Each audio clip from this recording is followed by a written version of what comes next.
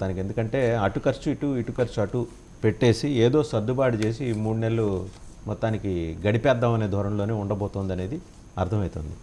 ఒకటి ఈ 3 నెలల్లో హౌ బెస్ట్ వాళ్ళు రూరల్ ఇండియాకి ఏ రకమైన సపోర్ట్ ఇవ్వగలరు? మా పాపరావు గారికి ఏదో ఆశ ఉందేమో కానీ వాళ్ళు అసలు ఫస్ట్ గవర్నమెంట్ ఫామ్ చేసిన మొదటి రోజుల్లోనే నరేగా నిధులు దండగా ఎత్తేద్దాం అనే కాన్సెప్ట్ నుంచి మొదలైంది ఈ బీజేపీ ప్రస్థానం. తర్వాత కరోనా పాండమిక్ సిచ్యువేషన్లో అదే ఆపన్నహస్తం అయింది. ఇది ఫిజికల్ డెఫిసిట్ విషయంలో ఐఎంఎఫ్ని వరల్డ్ బ్యాంక్తో బ్రహ్మాండంగా మేనేజ్ చేస్తారు.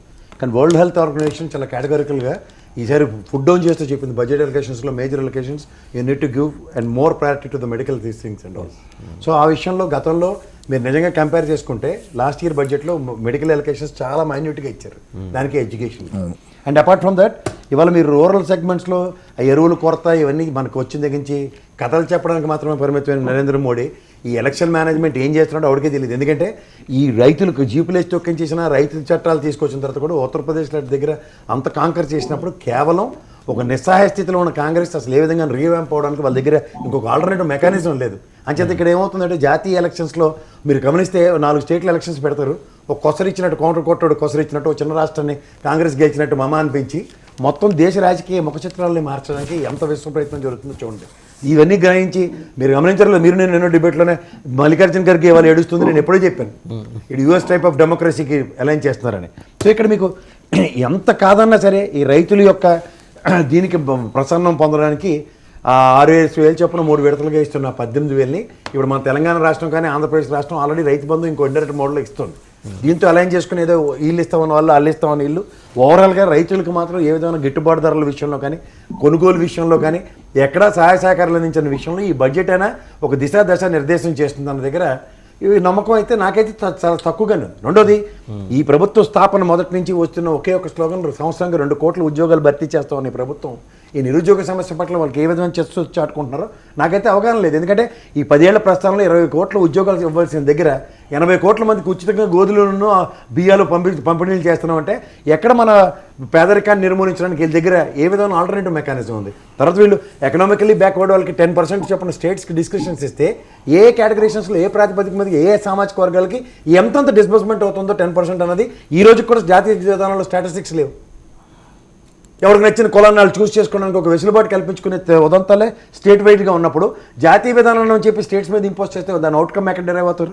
అండ్ ఇక్కడ ఉన్న ఇందాక పెద్దలు చెప్పినట్టు 4.4% నుంచి 1.8% అగ్రికల్చర్ ఇన్కమ్ రెవెన్యూ ఇచ్చినప్పుడు ఈ రోజుకి కూడా భారతదేశం వ్యవసాయ ఆధారిత దేశం అన్న దగ్గర వ్యవసాయానికి మనం ఇస్తున్న అప్లిఫ్ట్మెంట్ కార్యక్రమాలు ఏంటి చెప్పమానండి.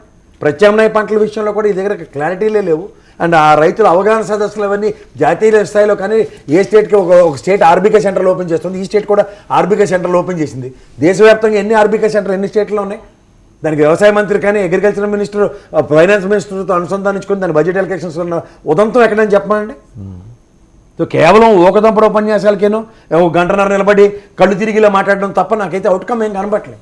ఈ రేపొద్దున ఈ మెడికల్ సెగ్మెంట్కి ఈ వరల్డ్ బ్యాంక్ ఇచ్చిన ఐఎంఎఫ్ ఇచ్చిన కండిషన్లో ఫైనాన్షియల్ డిఫిసిట్ని మేనేజ్ చేసే మేనేజ్మెంట్ షో కింద ఈ బడ్జెట్ని అభివర్ణించాలి. కానీ సమ్ సెక్టర్స్ ఏదో ఇండస్ట్రియల్ సెక్టర్స్కి ఏమైనా ఇన్సెంటివ్స్ ఇస్తారా అంటే పవర్ మాడ్యూల్కి పవర్కి ఆల్టర్నేటివ్ మెకానిజమ్స్ ఏం క్రియేట్ చేస్తారో ఇప్పటికి కూడా చెప్పలేకపోతున్నారు. పక్కన చైనా దేశం అండి ఎడారుల్లో కూడా గడ్డి మొలిచే పరిస్థితి క్రియేట్ చేశారు ఈ ప్యానల్స్ ఇంప్లిమెంట్ చేసి. మనం ఏమైనా విద్యుత్ ఆ విధమైన ప్రాతిపదికలు ఏమైనా ఉంటే పక్క తీసుకెళ్ళి బంగ్లాదేశ్కి అమ్మడానికి వీటి మీద ఉన్న శ్రద్ధ, విద్యుత్ విధానాల మీద కూడా కొత్త ప్రయోగాత్మకమైన ఏమున్నాయి? ఇండస్ట్రియల్ ఇన్సెంటివ్స్లో ఎంఎస్ఎంఈల అప్లిఫ్ట్మెంట్ కోసం రేపు ఎదురు చూపులు తప్ప అవుట్కమ్ ఏమీ లేదు కదా గత బడ్జెట్కి ఈ బడ్జెట్కి. సో వాస్తవానికి దగ్గరగా ఉన్న బడ్జెట్లు ఏమైనా ప్రవేశపెడితే సామాన్య మానవుడు ఇన్వాల్వ్మెంట్ దాంట్లో ఉంటే దాని గురించి చర్చించవచ్చు. కానీ అతి గతి లేని శక్తిగతమైన మిలియన్ ట్రిలియన్ బడ్జెట్లో సామాన్యుడు ఎక్కడా అని ఎత్తుక్కోవాల్సి వస్తుంది బడ్జెట్. రైట్. మహేశ్వరరావు గారు, కాంగ్రెస్ ఎలా చూస్తుంది? ఎందుకంటే మీరు ఇందాక మెన్షన్ చేశారు 10 ఏళ్లలో అగ్రికల్చర్ సెక్టర్ ఎంత దారుణంగా ఇగ్నోర్ అయిందనే అంశం మీద.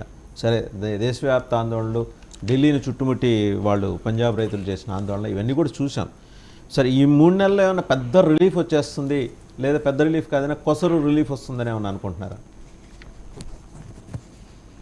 అదేనండి, ఇక్కడ మనం చూస్తే వాళ్ళకి ఈ ప్రయారిటీ ఉన్న సెక్టర్కి వాళ్ళు ప్రిఫర్ చేస్తారు. మెయిన్ అర్బన్ ఏరియాలో వాళ్ళ వ్యాపార వర్గాలు కానీ లేదా కొంచెం ఉన్నత వర్గాలు కానీ కొంచెం దర్జా వర్గాలు మెయిన్ ప్రిఫరెన్స్ కాబట్టి వాళ్ళు దాని మీద మోర్ ఫోకస్ ఉన్నారు.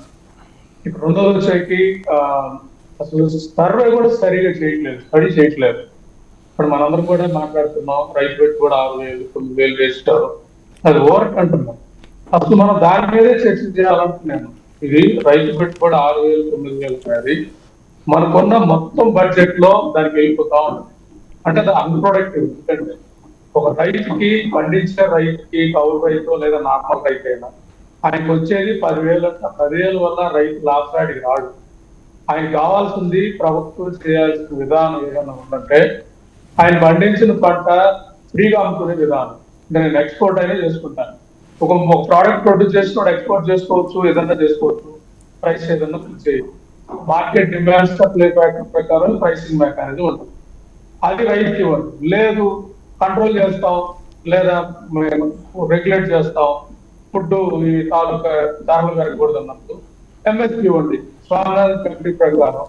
సో మద్దతు ధర ఇవ్వండి. ఇవి రెండు ఇవ్వకుండా కంట్రోల్ చేస్తాం, మద్దతు ధర ఇవ్వండి, కంట్రోల్ చేస్తాం, మద్దతు ధర ఇవ్వనప్పుడు రైతుకి నిత్యం ఇదే అన్యాయం జరుగుతా ఉంది.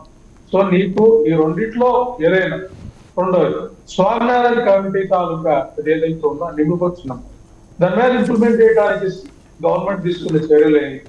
గ్రామీణ ఉపాధి, సపోజ్ ఇప్పుడు కౌలు రైతులు ఉన్నారు, వాళ్ళందరికీ సెంట్రల్ గవర్నమెంట్ సో భూమి ఇవ్వచ్చు కదా, వాళ్ళకి భూమి ఇవ్వచ్చు కదా, భూమి ఇస్తే వాళ్ళకి లోన్లు ఫెసిలిటీస్ అన్ని వస్తాయి కదా. ఇవేమీ లేకుండా